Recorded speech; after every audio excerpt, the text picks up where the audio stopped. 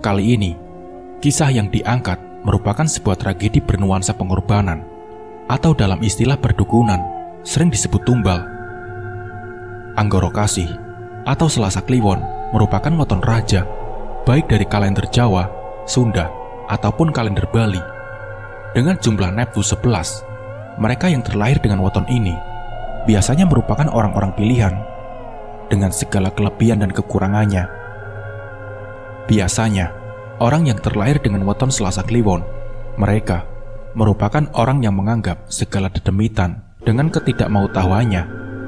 Hal ini linear dengan anggapan bahwa segala macam bentuk santet serta praktek ilmu hitam atau gaib tidak akan mempan kepada orang dengan weton ini. Orang dengan weton Selasa Kliwon dipercaya mempunyai daya magis tersendiri, mudah menarik dedemitan maupun para pelaku ilmu hitam. Bahkan dalam suatu tantra kuno, satu tetes darah orang dengan weton Selasa Kliwon setara dengan tumpal persembahan 100 manusia. Itulah mengapa baik di dalam ajaran Sunda Wiwitan, Kejawen, maupun Bali, biasanya anak yang terlahir dengan weton ini harus melalui serangkaian adat, serangkaian upacara, karena dipercaya bahwa mereka terlahir pada Selasa Kliwon merupakan anak yang diberkati oleh Sang Hyang. Sedangkan untuk para pelaku ilmu hitam, mereka yang terlahir dengan Selasa Kliwon adalah mangsa yang cocok untuk penyempurnaan ilmunya. Apalagi jika anak itu mempunyai kelebihan, maka harganya akan laku di pasaran atau beberapa tetes darahnya. Bahkan konon ada yang berani membayar mahal untuk satu remaja yang terlahir Selasa Kliwon yang mempunyai bakat. Jika laki-laki sebelum dia akil balik, dan jika perempuan setelah menstruasi pertama dan dalam kondisi perawan. Penumbalan ini bertujuan untuk kedikdayaan, kekuasaan, dan umur panjang. Bahkan tidak hanya itu, harta melimpah dan juga kebal terhadap serangan gaib juga menjadikan salah satu alasan kenapa anak dengan weton Anggoro Kasih sangat dicari. Saat itu di ibu kota, awal tahun 2019, malam itu, aku, Tia, dan adikku Alma baru saja menginjakkan kaki ke bilangan Sudirman. Seperti biasa, kami selalu ada satu malam untuk sekedar minum-minum, yang merupakan hal lumrah di Jakarta, sambil menunggu Budi dan pacar barunya. Adikku adalah anak pontot, alias yang termuda di antara kami semua. Daripada ia harus pulang dalam kondisi mabuk parah, maka kami semua memutuskan untuk ikutan jika dia mau minum-minum. Ya gimana, namanya adik cewek, jadi harus dijaga, karena kita tidak pernah tahu hal buruk apa yang akan terjadi. Sedangkan aku adalah kakak yang berprinsip, sebadung apapun dia, aku harus tahu, karena aku tidak mau dia jatuh atau terjebak dengan orang-orang yang salah. Jadi biarkan dia badung dengan sepengetahuanku, dan dia juga tahu kalau kakaknya tidak mempan dibohongi. Awalnya, Tia sibuk dengan gawainya. Alma sudah dari tadi keliling menyapa teman-temannya, sedangkan aku memilih untuk menunggu Budi dan kekasih barunya. Hingga tak lama kemudian, aku merasa seolah-olah ada yang memperhatikan kami, tapi terlihat Tia biasa-biasa saja. Mungkin hanya perasaanku saja. Dari kejauhan, aku melihat Budi dan Jo. Mereka berdua kemudian menghampiri kami. Ya ampun, macet banget, ucapnya sambil bersalaman bergantian. Iyalah Bud, namanya juga weekend, ucap Tia. Adik kamu mana? Tanya Budi. Biasalah, kamu kayak gak tahu, ucapku. Itu bocah ngiter mulu kerjanya. Bawa minuman apaan dia tadi? Tanya Budi. Kalian gak mau open botolan lagi? Tanya Budi. Apa ajalah Bud, yang agak strong. Aku pengen tipsi dikit malam ini, ucap Tia. Jika seperti ini, sudah dapat dipastikan akulah yang akan mengurus mereka semua. Karena di antara mereka hanya aku yang bukan peminum dan bukan pemabuk, Entah mengapa, aku masih merasa ada yang mengawasi. Jika seperti ini, aku tidak bisa mengandalkan Tia. Walaupun insting dia tetap ada, tapi jika sudah minum, dia makin tidak peduli dengan keadaan sekitar. Malam itu, entah kenapa, aku merasa tidak tenang. Seolah-olah ada mata jahat yang mengawasi. Lalu, Tia memintaku untuk menghubungi Bima. Aku pun menghubungi Bima dengan gawaiku. Dengan sedikit drama, aku meminta Bima menyusul kami di bilangan Sudirman, dan Bima pun mengiyakan permintaanku. 30 menit kemudian, Bima pun sampai. Dengan tergopoh-gopoh, Bima menghampiri kami. Dia bertanya kepadaku berapa gelas yang sudah Tia minum. Aku sengaja bilang bahwa aku tidak tahu, karena pasti akan seru jika melihat drama mereka berdua. Kapan lagi lihat drama mereka, dan benar saja, drama dimulai. Tapi bukan Tia dan Bima, melainkan adikku. Dia sudah meracau tidak jelas. Tapi sepintas aku dengar bahwa dia mengucapkan ada orang jahat yang dari tadi melihat kami semua. Aku tahu dia mabuk, tapi aku pun tahu dia benar. Hingga akhirnya kami memutuskan untuk pulang, karena waktu juga sudah menunjukkan pukul 2.30 dini hari. Bimalah yang membawa mobil Budi, karena di antara mereka semua memang hanya aku dan Bima yang masih tersadar. Yang lain sudah pada halusinasinya masing-masing. Bayangkan saja, mereka membuka kaca mobil dan menyapa seluruh orang. Bahkan mereka juga menyapa para penyiram tanaman kota. Jika itu kurang, bayangkan mereka memanggil semua orang di lampu merah dan mengajak berkenalan. Bahkan yang lebih frontalnya lagi, ketika ada laki-laki, mereka semua terang-terangan meneriakinya dan meminta mereka berkenalan padaku dengan berkata bahwa aku jomblo. Tuhan, ingin ku selepet rasanya mulut mereka semua pakai kuah sambal biar diam. Akhirnya, kami semua sampai juga di apartemen Budi. Aku dan Bima menurunkan mereka satu persatu. Ingin rasanya ku dorong mereka dengan troli, mengingat pasti akan berisik ketika di lobi apartemen. Seolah malam itu kurang horor dengan mabuknya mereka. Tiba-tiba terdengar suara cekikikan melengking yang membuat aku bersyukur karena mereka mendadak sadar dan lari tunggang langgang. Tak terbayang, jika mereka semua tidak sadar, aku dan Bima harus bolak-balik menyeret mereka. Jujur, itu untuk pertama kalinya aku mendengar lengkingan sekaligus cekikikan Kunti. Entah karena memang seperti itu, atau karena efek di basement jadi suaranya menggema. Kami pun lari tunggang langgang. Hanya aku saja yang berjalan karena susah lari. Engap kalau aku harus berlari. Kemudian, sampailah kami semua di unit Budi. Karena sudah setengah sadar, aku berinisiatif membuatkan mereka mie rebus agar tidak terlalu parah laparnya. Keesokan harinya, Alma bercerita jika tadi malam ada orang yang memperhatikan kami. Tapi, aku hanya menganggap itu angin lalu, karena aku pikir bahwa itu efek dari minuman yang dia minum. Lalu Tia pun membenarkan ucapan Alma bahwa dia juga tahu ada yang memperhatikannya. Makanya ia memintaku untuk menghubungi Bima, karena Tia tahu bahwa Bima bisa menjaga kami semua. Lalu Tia berbisik padaku, "Ini aneh, Yik," ucapnya. Tapi aku menepi semuanya, karena jika bisa dilogikakan mengapa tidak, mungkin mereka tidak sengaja melihat kami. Tak lama, Jo pun mengiyakan bahwa cara orang itu menatap kami itu tidak wajar, seolah-olah ingin menelan kami semuanya. Tapi, apa iya, 2019 masih ada yang kurang.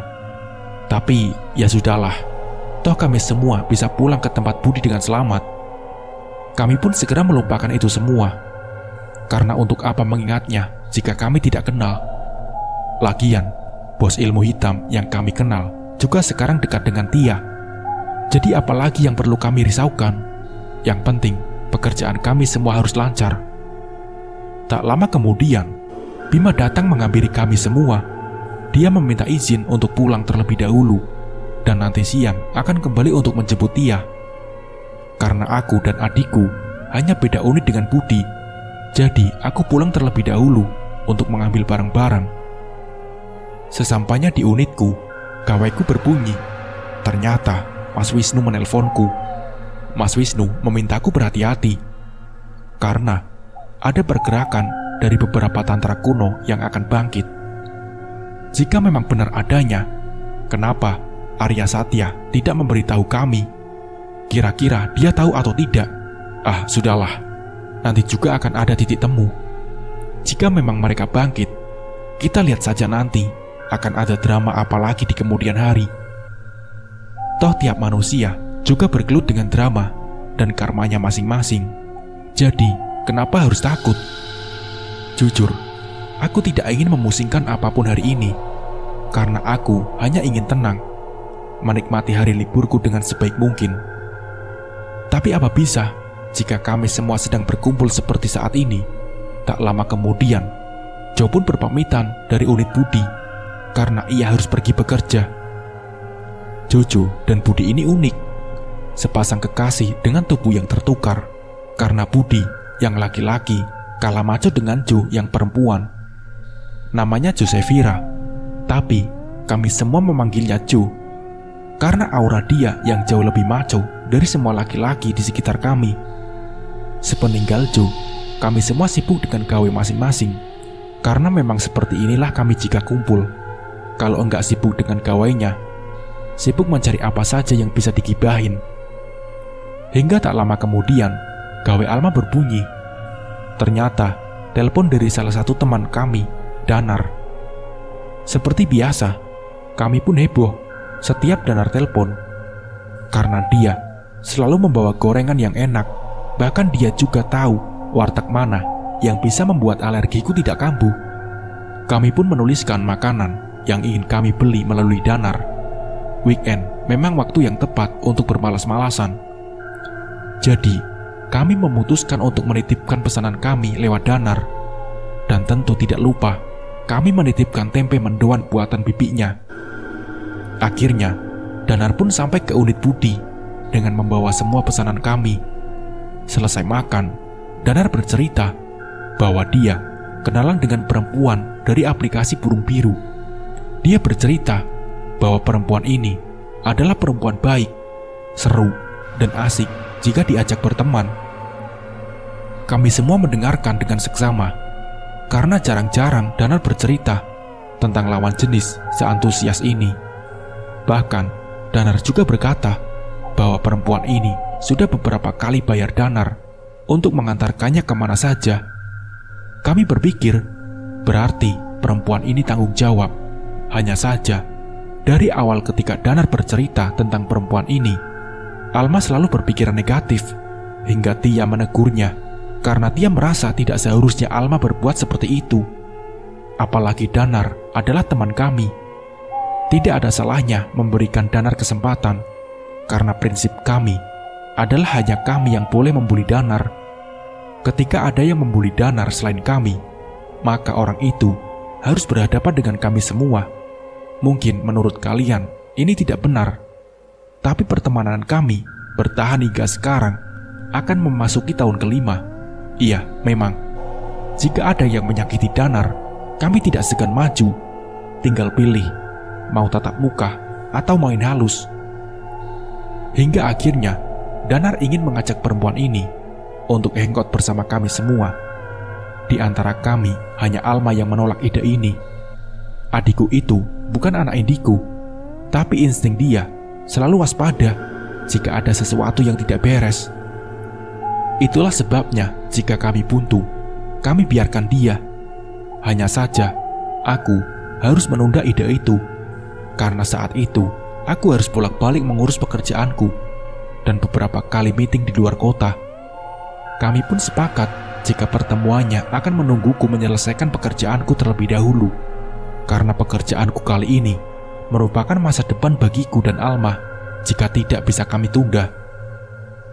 Aku sudah mewanti-wanti Alma agar ketika aku pergi nanti, ia tidak menuruti emosinya dan tidak tersulut emosinya, karena hal ini akan berpengaruh bagi kami berdua. Akhirnya, aku pun mulai disibukkan dengan pekerjaanku, karena jujur, ini proyek yang sudah 1 tahun tertunda. Jadi wajar jika aku menikmati euforia sesaat ini. Tapi nyatanya, euforia tetaplah euforia. Karena aku terlena. Aku tidak menyadari bahwa maut sedang mengincar kami semua. Hingga tanpa kami sadari, ketegangan muncul di antara kami semua. Perpecahan sudah mulai dapat dirasakan antara kami semua. Mendadak kehilangan kepercayaan satu sama lain. Hanya hal sepele bisa menyebabkan kami adu mulut yang tidak dapat kami elak. Bahkan aku nyaris memukul Alma, hal yang tidak pernah aku lakukan sekesal apapun terhadap adik perempuanku satu-satunya. Sebedung apapun dia, aku tidak pernah mengangkat tangannya. Karena ia tahu jika aku marah, aku hanya akan berdiri dari duduk dan mengomel tanpa henti. Hingga akhirnya membuat ia pergi dan membanting pintu unit kami, sehingga membuat tetangga kami melongokkan kepalanya dari unit mereka masing-masing. Itu adalah hal yang pertama kali aku lakukan padanya. Entah setan apa yang sedang merasukiku. Hingga kemudian, seolah-olah kesialan itu kurang, aku mendapat telepon bahwa ada cancel terhadap salah satu pekerjaan kami, yang menyebabkan kami kehilangan sedikit kepercayaan dari salah satu grup hotel ternama. Malang tak dapat ditolak, untung tak dapat diraih. Jujur, di saat itu aku ingin menangis. Tapi entah mengapa aku tidak bisa. Aku hanya bisa terdiam dan merasakan sesak di dadaku. Proyek yang seharusnya kami dapat gunakan untuk modal awal usaha rumah kami harus terputus begitu saja, dikurang 1 hari dari hari H. Aku hanya bisa terdiam, mengingat bagaimana klien tersebut membatalkannya. Dengan seenaknya dia berucap, "Ya sudah mbak, cancel saja," ucapnya. Bisa kalian bayangkan, memperoleh kepercayaan itu susah, apalagi untuk urusan pekerjaan. Bahkan temanku tidak dapat dihubungi. Mereka tidak tahu perjuanganku untuk mendapatkan tender itu seperti apa, melobi banyak pihak. Bahkan mendapat rekanan dengan pihak hotel pun tidak mudah. Tapi semua hancur sekejap. Ketika Alma pulang, dengan berat hati, aku harus menyampaikan hal ini padanya. Kami berdua hanya terdiam, karena kami tahu bahwa tabungan kami sudah menipis, dan ini adalah harapan kami berdua. Tidak sepatah kata pun keluar dari mulut kami berdua, hingga akhirnya bapak angkat kami berdua datang ke unit kami. Akhirnya kami menangis jadi-jadinya, mengungkapkan segala kekecewaan, kemarahan, dan kesesalan kami berdua dengan tangisan. Karena kami hanya bisa menangis, tidak sanggup bercerita. Hingga bapak berpesan bahwa kami jangan sampai kehilangan kepercayaan satu sama lain. Kami harus bisa meredakan ego kami masing-masing. Jika memang harus ada angkara di antara kami. Tapi entah kenapa, jika keluar dari bibir bapak kami menenangkan, Alma bisa menyerap energi.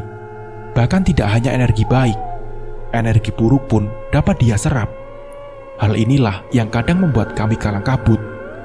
Karena jika ia sudah menyerap energi negatif dari ilmu hitam, kami semua akan merasakan dampaknya. Tak jarang, Alma ini justru membuat orang yang berniat jahat terhadap kami justru menyerang dia. Dan ketika dia tahu, dia akan mengomel tanpa henti, seperti kelinci di iklan baterai ternama yang tidak akan berhenti. Entah kami harus bersyukur atau kami harus kesal, karena tak jarang jika dia sudah seperti itu, dia akan emosi tak jelas. Hal terakhir dan kejadian yang membuat kami semua kebingungan ketika satu persatu anak buahku terkena sakit kulit. Ketika aku akan mendatangi orang pintar dengan salah satu daerah di pesisir Pulau Jawa. Dan disinilah tumbal Anggoro Kasih dimulai.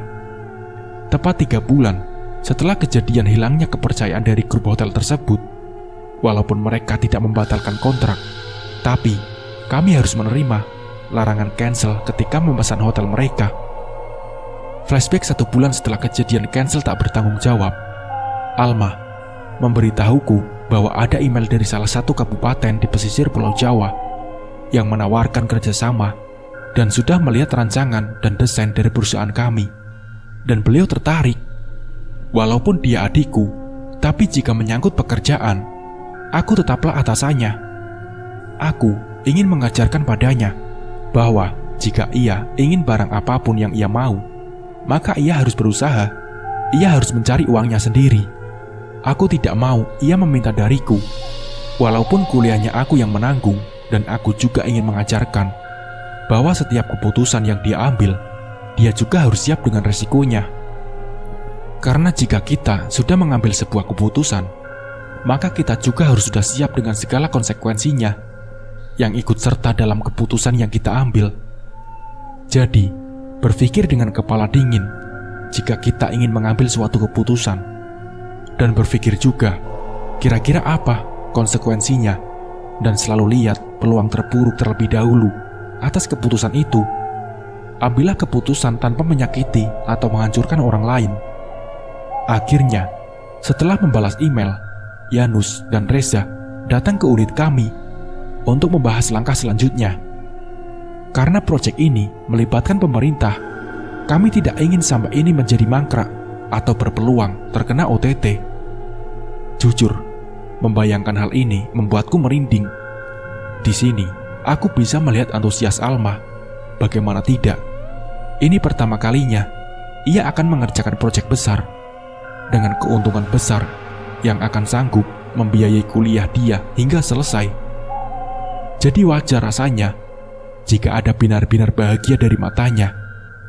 Tapi sekali lagi, terkadang kebahagiaan terbesar yang akan kita raih itu bisa jadi awal petaka buat diri kita. Jadi, jangan terlalu terjebak dengan euforia kebahagiaan yang ada. Meeting pertama, meeting kedua, semua berjalan lancar. Bodohnya aku adalah aku tidak memperhatikan dengan seksama bahwa setiap meeting selalu diadakan setiap malam anggorokasi, entah di hari Seninnya atau Selasanya. Itulah kesalahanku. Dan entah kenapa teman-temanku tidak menyadari hal ini. Padahal biasanya jika ada suatu hal yang aneh, pasti ada satu yang sadar. Tapi kali ini kami semua terlena. Kami semua benar-benar terlena dengan pekerjaan kami masing-masing. Padahal biasanya sesibuk apapun kami masih tetap bisa merasakan jika ada suatu hal yang tidak beres. Meeting kali ini entah mengapa diadakan di jam 16.00 sebelum anggorokasi, yang mana menurut waktu dalam kalender Jawa sudah masuk ke dalam anggorokasi. Sebenarnya aku tidak akan menyadari hal ini jika Tia dan Bima tidak mendadak mengajakku video call. Tia dan Bima berkata bahwa ini malam anggorokasi, dan entah kenapa aku tersadar akan hal ini. Dan benar saja, mobil yang kami gunakan mendadak mogok. Belum lagi dari awal keberangkatan, Alma tak henti-hentinya mengomel seperti bocah. Tapi sayangnya sebelum berangkat kami hanya minum susu dan teh. Tidak ada minuman aneh-aneh. Aku yang biasanya selalu membaca situasi pun seolah-olah terprovokasi dengan kelakuan Alma. Karena insiden mobil mogok, maka aku menugaskan Yunus dan Alma untuk pergi ke salah satu pusat perbelanjaan di ibu kota. Sedangkan aku dan Yuda memilih menunggu montir untuk membereskan mobil. Baru kemudian kami akan menyusul. Namun karena macetnya jalanan kota, hingga montir baru datang ketika meeting itu selesai. Dari dulu, aku memang lebih suka bekerja dengan kaum Adam. Entah mengapa lebih enak saja jika kerja dengan mereka. Bukannya aku tidak takut dilecehkan, tapi jika aku sendiri lebih gahar dari mereka, pasti mereka akan berpikir ulang. Rata-rata yang bekerja denganku adalah yang bahkan mereka tidak menganggapku perempuan. Dan entah mengapa kami klop satu sama lain, terlepas dari segala drama setiap pekerjaan. Malam itu kami memutuskan pulang, sedangkan Alma memilih pergi ke salah satu klub di Jakarta. Tenang, aku selalu tahu pergerakan adikku. Bukan aku tidak percaya padanya, aku hanya tidak percaya dengan teman minumnya. Dan malam ini aku pun pulang ke unitku. Tapi anehnya, kakiku justru melangkah ke unit Budi. Ternyata di sana sudah ramai manusia. Bahkan ternyata Budi baru saja mengumumkan jika ia akan menikah dengan Jo. Karena ini pengumuman besar, dan besok aku harus berangkat ke kota Lumpia karena urusan pekerjaan sekaligus mudik. Makanya, aku menelpon Alma melalui gaweku. Jangan sampai dia tidak kami kabari, karena dia akan mengamuk sejadi-jadinya. 30 menit kemudian, Alma pulang. Dia sudah mengamuk. Bahkan, kami butuh beberapa menit untuk menyadari bahwa itu bukan Alma, tapi ada hal yang lain. Dia menyentuh pundak Alma, tapi ternyata ia terpelanting. Bahkan, butuh beberapa orang untuk membuat Alma diam. Bagaimana tidak? Ini baru pertama kalinya ia kesurupan. Apalagi ini bukan sembarangan. Ini suruhan orang. Kesurupan berupa kiriman ini berbeda dengan kesurupan biasa, karena terkadang mereka juga bisa membaca ayat suci seperti yang biasa kita baca. Butuh trik dan fokus untuk membuat mereka keluar. Apalagi jika ternyata kiriman ini merupakan perjanjian. Kiriman dengan perjanjian ini biasanya jika si empunya perjanjian tahu bahwa yang dia hadapi juga mempunyai ilmu kebatinan, atau lebih gampangnya anak indigo. Tapi anak indigo pun bukan yang asal, bukan yang dibuka paksa atau belajar, melainkan mereka yang indigo murni dan mereka yang terikat perjanjian, hanya tunduk pada satu majikan saja. Selain itu, biasanya mereka akan menyerang secara mental dan medis, bukan berisi paku dan kawan-kawannya, melainkan penyakit. Bisa berupa penyakit kulit atau penyakit mental, tapi bukan seperti mereka yang terkena pelet. Mereka bertugas mencari tumbalnya sendiri. Dan yang dipilih selain indigo juga dengan weton-weton raja atau weton dengan hitungan neptu yang besar. Sialnya, Alma ini adalah dia penyerap. Jadi, walaupun dia bukan sasarannya, tetap dia yang akan terkena. Yaitulah, sialnya mereka yang diberkati menjadi seorang penyerap, apalagi jika belum bisa mengendalikannya secara maksimal. Karena tak jarang tubuh mereka dimanfaatkan, baik mereka yang baik ataupun mereka yang jahat. Malam itu merupakan malam yang kacau. Selain Alma yang mengamuk tiada henti, kami juga terpaksa harus mengikatnya dengan tali agar ia tak menyakiti dirinya sendiri. Dia bersikeras bahwa ini karena dirinya, tapi kami semua terdiam karena satu persatu anak buahku mengalami penyakit kulit. Bahkan salah satu dari mereka terbaring di ruang ICU karena tidak sadar. Ia sudah tidak wajar, dan aku harus membawa Alma untuk menepi. Karena jika tidak, maka teman-temanku yang akan menjadi korbannya. Iya, walau aku tahu ini memang terjadi karena Alma menyerap energi Tia tanpa ia sadari, hingga membuat si pengirim salah sasaran. Tapi tetap saja ini tidak bisa dibiarkan. Harus ada yang menyudahi ini semua, karena jika tidak, nyawa kami semua taruhannya. Aku memutuskan untuk mengajak Alma menepi keesokan harinya.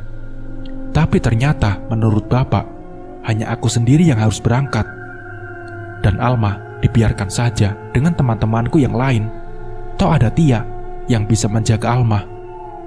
Aku pun memutuskan berangkat malam itu juga, menuju ke salah satu tempat leluhurku dan Tia dulu, dan mengucap sumpahnya. Aku tahu perjalanan ini tidak akan mudah, karena nyawa adik perempuanku satu-satunya terancam gara-gara kecerobohanku. Ketika di perjalanan, Alma tiba-tiba memberitahuku bahwa Tia tiba-tiba terkena gatal-gatal. Namanya juga manusia, walaupun kita punya kelebihan sekuat apapun, pasti akan terkena imbasnya dari apa yang menyerang. Aku menenangkan Alma dan memintanya tinggal bersama Budi sementara. Aku bersyukur ada tol baru dan tidak macet, jadi aku bisa sampai dalam waktu 6 jam. Jadi gimana ini? Tanya Tia ke Budi. Kita tunggu Wisnu balik dulu, jawab Budi kemudian. Kak Tia, aku mesti gimana? Tanya Alma. Banyak berdoa. Aku mau telepon orang dulu. Kamu banyak berzikir ya. Tadi aku sudah pasang pagar sementara, kata Tia. Bang Bud, ini kenapa kayak gini sih? Aku kan gak tahu apa-apa bang. Kok bisa aku yang kena? Tanya Alma ke Budi. Aku juga gak tahu Neng. Yang paham kayak gini kan kakak kamu, Tia sama Wisnu. Aku mah cuma tim hore, sekaligus tim urusan perut kalian, ucap Budi menghibur Alma. Kemudian Alma dan Budi terdiam. Mereka memikirkan langkah apa selanjutnya, dan juga memikirkan banyak hal, karena Tia sibuk dengan gawainya. Aku memang sudah mewanti-wanti mereka untuk tidak mengganggu sementara waktu, karena aku sedang menepi di salah satu tempat leluhur, yang mana bekas pertapaannya akan mengikuti ukuran yang mendudukinya. Jika tidak pas, maka dipastikan bukan garis keturunan beliau, hanya mengaku aku, atau hanya kebanggaan dan kesombongan semu. Di tempat itu, banyak hal yang aku alami, sampai pada akhirnya, entah pukul berapa, aku melihat jawaban yang aku cari, bahwa yang kami hadapi kali ini tidak main-main. Kami harus berhadapan dengan salah satu ilmu kuno tentang tumbal.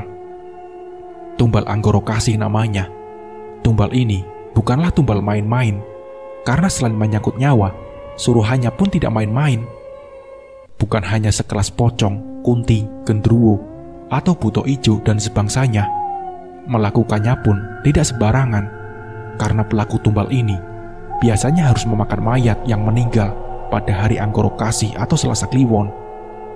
Jika kalian pernah mendengar kenapa makam orang-orang yang meninggal di Selasa Kliwon harus dijaga, mungkin ini salah satu alasannya. Memakan di sini tentunya bukan memakan dalam arti sesungguhnya, melainkan mengambil hawa murni dari mayat tersebut dengan cara bertatap langsung dengan mayatnya, disertai dengan membaca mantra-mantra tertentu, di mana mantra yang dibaca dengan pelafalan Jawa kuno, namun banyak yang menyelewengkannya menjadi mengawini mayat atau bersetubuh. Jadi, untuk mendapatkan apa yang diinginkan, harus mau bersetubuh dengan mayat yang meninggal pada malam Anggoro Kasih. Karena sudah mendapatkan jawaban yang aku butuhkan, aku memilih untuk secepatnya kembali ke kota, mengingat nyawa adikku yang sudah dalam bahaya. Dikarenakan sudah 2 minggu ia menggendong suruhan dari si empunya tumbal Anggoro Kasih. Sementara itu di Jakarta, Tia, Budi, Bimo, dan Arya Satya sedang berdiskusi untuk mencari solusi atas apa yang menimpa Alma. Karena ini tidak bisa sembarangan dan harus ada perhitungan tertentu, mendadak mereka mengalami hal-hal yang tidak masuk akal. Ketika mereka sedang asik berdiskusi, ternyata kondisi anak buahku dan Alma semakin memburuk. Bahkan malam itu, Alma terkena tantrum hingga muntah darah. Malam itu benar-benar mencekam. Aku sudah tidak bisa berpikir lagi tentang kecepatan mobil yang aku kemudikan saat itu. Karena di dalam pikiranku hanya berisi tentang keselamatan banyak orang. Bahkan aku pun tidak lagi mengingat bahwa hari itu adalah Selasa Kliwon. 3 jam kemudian, aku pun tiba di unit Budi. Semua orang sudah berkumpul di sana.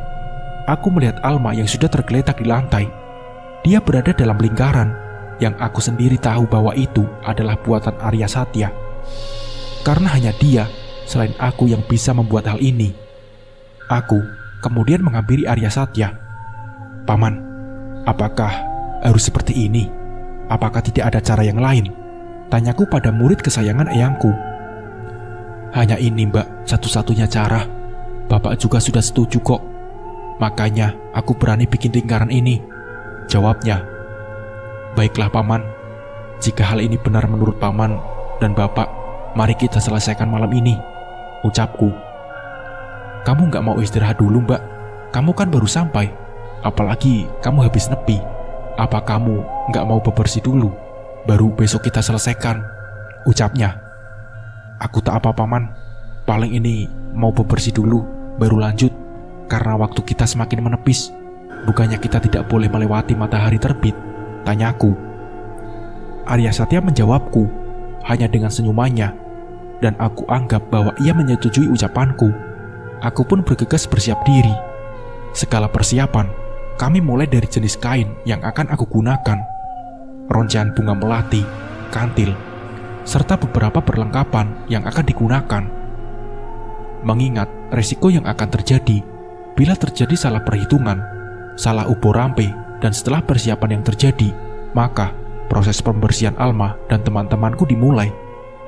Tepat pukul 02.45, kami memulai segalanya dengan kondisi Alma yang sudah tidak sadarkan diri karena 30% dirinya telah dikuasai makhluk lain. Kondisi Alma saat ini sudah tidak lagi dirinya karena 30% dari dirinya sudah dikuasai makhluk lain, makhluk kiriman yang bertujuan untuk mematikan salah satu di antara kami dan membuat hancurnya usaha kami semua. Aku merasakan malam itu hawa lain ada di sekitar kami. Entah hawa apa itu, campuran dari hawa mencekam yang benar-benar tidak enak, panas, lengket, dan dingin di saat yang bersamaan. Dan selain itu, malam ini merupakan malam anggorokasi.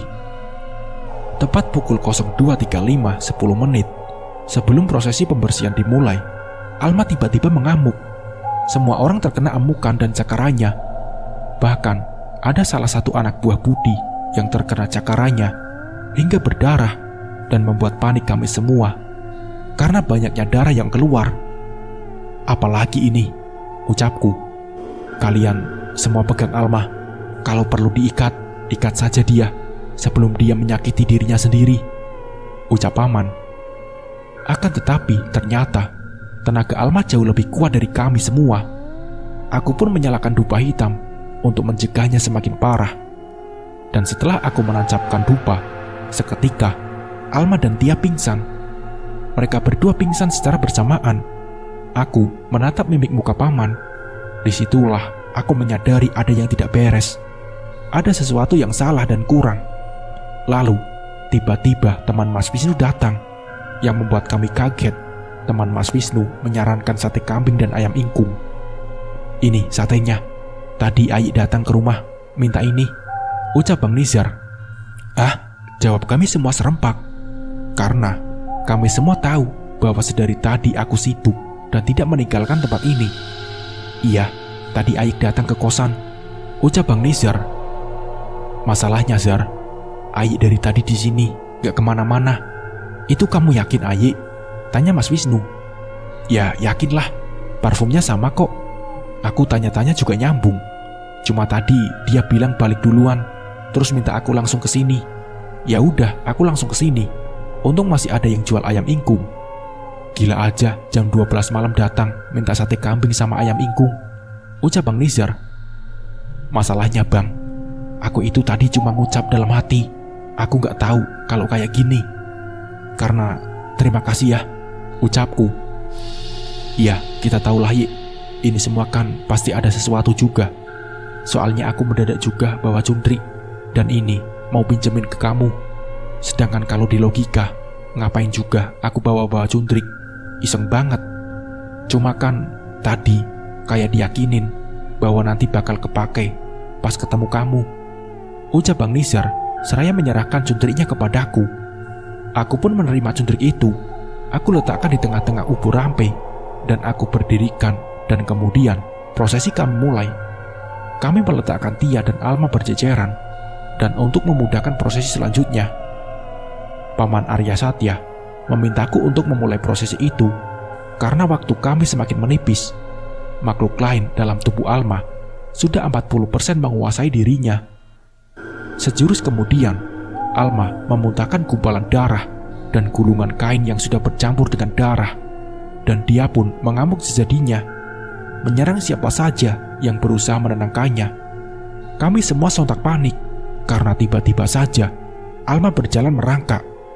Matanya berlari ke sana kemari, seolah-olah mencari mangsa, hingga dia melihat Tia dan menarik rambut panjangnya dan menyeretnya menuju arah balkon. Di sisi lain, Bimo berhasil meraih kaki Tia. Dibantu oleh Bang Nizar, Bimo menarik Tia agar Alma tidak membawanya ke balkon. Sedangkan aku dan Paman bergegas menghampiri Alma sebelum dia semakin parah dan menghabisi dirinya sendiri. Aku dan Paman membisikkan rapalan untuk menekan makhluk di dalam badannya dan agar Alma bisa kembali tenang.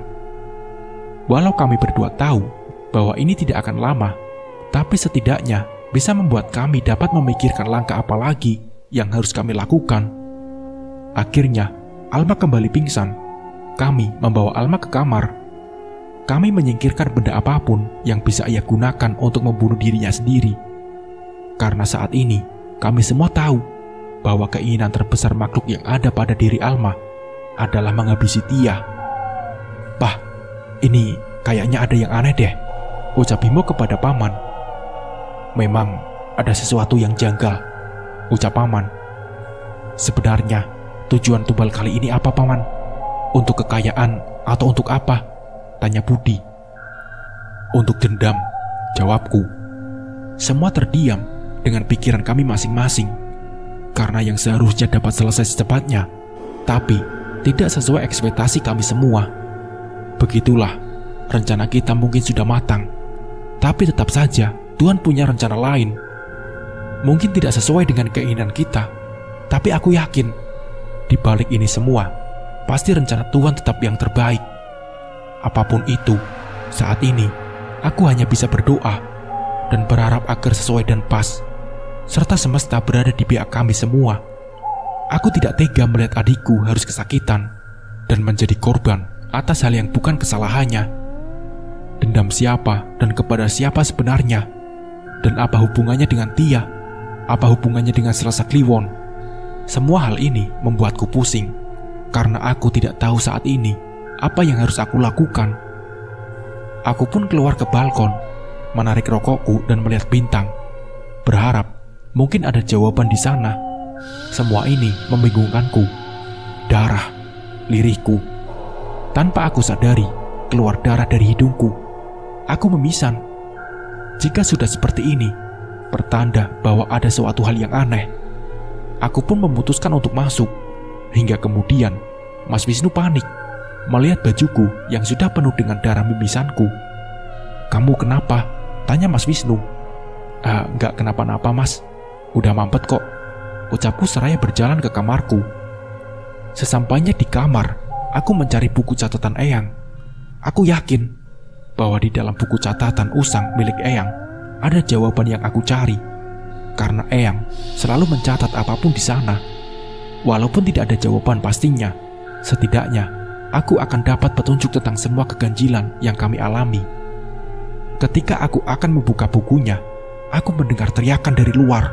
Ternyata dia berteriak ingin membunuh Alma. "Apalagi ini?" gumamku.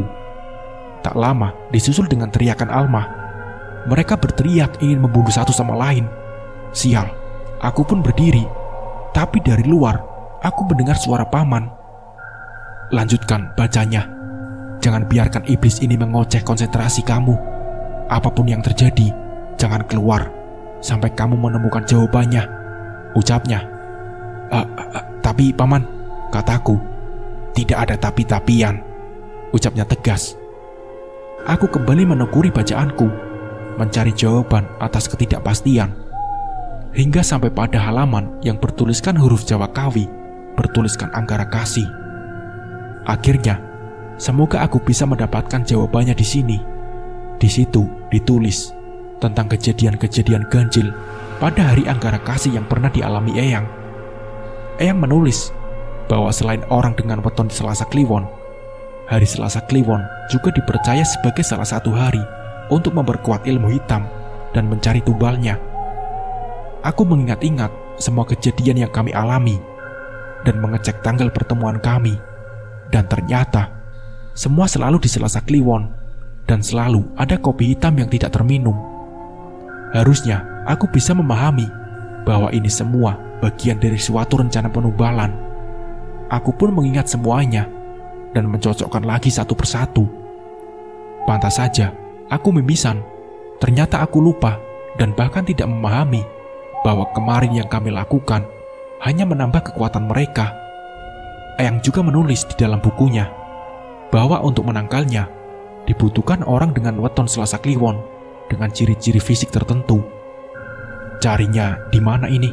Badanku gemetar. Aku menangis sesegukan.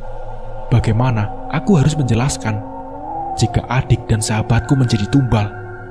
Ketika isakanku semakin dalam, aku seperti melihat Eyang memelukku. Jujur, ini ketenangan yang aku cari. Walau aku belum pernah ketemu Eyang kakung secara fisik, tapi entah kenapa, beliau selalu ada di saat aku kebingungan. Walau hanya untuk menenangkanku, aku seperti memiliki tenaga baru kekuatan untuk melawan, dan jawaban dari apa yang aku cari. Aku harus merubah tujuanku, tidak lagi membalas perbuatan mereka, tapi menyembuhkan adik dan sahabatku. Iya, aku harus melakukan secepatnya, karena jika tidak, akan ada darah yang tumbang sebelum maghrib. Aku juga harus memikirkan anak buahku yang terbaring di rumah sakit, yang menanggung hal yang tidak mereka ketahui sebenarnya. Alma dan Tia harus disembuhkan agar semua kembali baik-baik saja. Aku bergegas mandi dan kemudian menggelar sajadahku, mencari tambahan ketenangan dengan mengemis kepada Tuhanku atas kesalahan dan meminta maaf atas keteledoranku. Membaca kembali amalan dan melafalkan namanya seperti yang diajarkan ketika aku masih berada di salah satu pondok. Melakukan kembali apa yang pernah diajarkan padaku. Walau bagaimanapun rencana kita, rencana Tuhan pasti lebih baik. Sebesar apapun kemampuan kita, Tuhanlah yang mempunyai kuasa lebih atas diri kita. Tidak ada salahnya kita kembalikan semua kepada Tuhan, menghamba, mengemis, dan mengibah atas apa yang kita alami. Jawaban apapun yang akan diberikan Tuhan padaku, itu yang akan aku lakukan. Kemudian, aku melipat mukena dan sajadahku. Aku menghubungi Bapak melalui gaweku, dan Bapak kemudian memberanikanku. Beberapa hafalan dan harus kubisikan tepat di telinga Alma dan Tia. Bapak juga berpesan bahwa aku harus kuat, karena jika aku kuat, semua akan baik kembali. Aku mengambil gulungan kain yang Alma muntahkan. Aku mencucinya dan membaca tiap huruf yang ada di dalam gulungan itu, dan mencocokkannya dengan yang ada pada buku catatan Eyang. Siapa tahu ada kecocokan dari kalimat yang ada di gulungan dengan yang ada di buku catatan Eyang. Akhirnya aku menemukannya.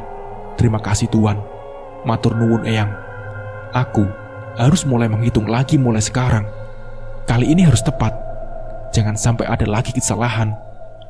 Karena kesalahan kecil bisa membuat kesalahan besar. Akhirnya aku keluar dari kamar. Aku melihat Alma dan Tia tertidur. Kemudian aku duduk. Paman, aku kira setelah semuanya Paman bisa benar-benar berubah. Tapi ternyata setelah tadi malam, aku rasa Paman masih ada dendam.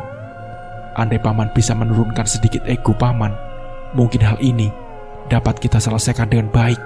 Tapi mau bagaimana lagi, ego Paman menang tadi malam. Apa yang Paman mau kali ini? Tanyaku. Paman pun tersenyum. Paman kira kamu tidak menyadarinya, ucapnya. Jangan remehkan aku, Paman. Ucapku penuh penekanan. Paman kembali tersenyum. Kemudian ia meninggalkan ruangan, disusul dengan Bimo. Mereka berdua meninggalkan kami semua. Tapi sebelum meninggalkannya, Paman membisikkan sesuatu padaku, dan ku jawab dengan anggukan kepala. Aku memutuskan untuk pergi sendiri membeli keperluan hari ini. Bukannya aku tidak percaya orang lain, tapi ini harus aku lakukan. Selesai berbelanja, aku kembali ke apartemen untuk mempersiapkan semuanya. Mulai menata, menyiapkan, bahkan membakar hiu. Setelah selesai semuanya, dan aku selesai menancapkan hiu, aku mendengar keributan. Jika sesuai perhitunganku, maghrib nanti semua sudah selesai dengan aman, damai sentosa. Tidak kurang suatu apapun. Aku melihat Alma dan Tia beradu. Mereka sudah seperti dua orang pendekar dengan senjatanya masing-masing. Aku tahu bahwa yang Tia incar adalah apa yang ada di dalam tubuh Alma, sedangkan Alma menginginkan Tia sebagai santapannya. Aku menanti hingga mereka lengah, karena jika aku meleset, aku yang akan menjadi sasaran mereka berdua. Aku tahu ini resiko yang akan aku dapat, tapi sebagai seorang pemburu, aku harus tahu kapan buruanku lengah agar aku dapat melumpuhkannya. Aku melihat Alma sudah tidak seperti dirinya lagi. Matanya sepenuhnya memutih dan lidahnya menjulur. Dia sudah mengambil posisi untuk menyerang Tia. Untungnya, aku sudah mempersiapkan kapur sirih berisi kambing bakar yang akan aku gunakan untuk membuat mereka tenang. Keduanya siap berperang, menghabisi satu sama lain. dan aku harus bisa secepatnya memasukkan kapur sirih ini ke mulut mereka. Karena menurut buku catatan Eyang, hanya ini satu-satunya cara memusnahkan suruhan itu. Aku pun berhasil memasukkan kapur sirih dan kambing bakar ke dalam mulut Alma dan Tia. Entah apa rasanya, aku tak peduli. Yang jelas, sekarang giliran Mas Wisnu dan Bang Nizar harus menatap mulut Alma dan Tia agar dapat tertelan. Setelah mereka menelannya, ia jatuh pingsan, sedangkan Alma, dia mengalami kejang. Karena makhluk yang selama 2 minggu digendong dan dibawa kemana-mana olehnya tidak terima jika dia diusir. Karena ia merasa cocok dengan tubuh Alma. Akhirnya, aku membacakan rapalan warisan Eyang yang aku ingat. Aku tahu, jika ini aku bacakan, resikonya adalah Alma yang tidak akan ingat apa saja yang terjadi padanya. Baik hal penting, maupun hal yang tidak penting. Selain itu juga, akan berakibat terbukanya inderanya yang lain. Tapi, ini satu-satunya cara yang paling aman bagi semuanya. Karena jika cara lain yang aku lakukan, maka aku harus ikhlas menumbalkan sesuatu sebagai gantinya. Bukannya aku egois, karena cepat atau lambat, indera lain Alma memang harus terbuka. Aku membisikkan kalimat yang berisi kalimat tentang kawilujengan yang isinya tentang keselamatan jiwa dan raganya. Selesai aku membaca kalimat itu, Alma memuntahkan gumpalan-gumpalan darah dan boneka yang bertuliskan nama seseorang. Aku tidak sempat membacanya karena semua harus dilarung untuk kembali secepatnya. Bahkan aku memotong rambut Alma dan Tia agar tidak terjadi hal yang tidak diinginkan di kemudian hari. Kali ini aku tidak mau mengambil resiko karena banyak nyawa yang dipertaruhkan jika sampai ada kesalahan. Setelah membereskan semuanya dan membersihkan bekas pembersihan, Mas Wisnu dan Bang Nizar yang melarung semuanya. 2 jam kemudian, mereka kembali dari melarung. Yanus dan anak buahku yang dirawat di rumah sakit memberikan kabar melalui gaweku bahwa luka mereka sudah kering. Sejurus kemudian, Alma dan Tia tersadar. Aku meminta mereka untuk mandi, karena jujur saja, bau badan mereka sudah tidak jelas lagi. Aku tidak tahu ada banyak pertanyaan dalam benak Alma, dan itu nampak jelas dari raut wajahnya. Tapi biarlah, aku jawab nanti setelah ia selesai mandi. Selesai mandi, kami semua duduk sambil mengobrol ngalur ngidul gak jelas, dengan kopi dan rokok di tangan kami masing-masing. Alma tidak bertanya apapun. Ia hanya bilang, "Kak, badan aku capek banget sih, kayak habis ngangkat beban," ucapnya. Aku hanya menjawab dengan senyuman, karena sejujurnya, aku pun lelah dengan semua ini. Hingga kemudian, dia berkata, "Ini sebenarnya kiriman buat siapa? Kenapa sekali nebar? Ke semua orang kena," ucapnya. "Entahlah, yang penting semua selesai dengan baik dan kita semua baik-baik saja," jawabku. Kami semua pun tertawa bersama, melepas segala beban yang ada, karena akhirnya beban itu hilang dari kehidupan kami. Nah, seperti itulah ceritanya. Semoga dari cerita ini kita bisa mengambil hikmah dan membelajarannya.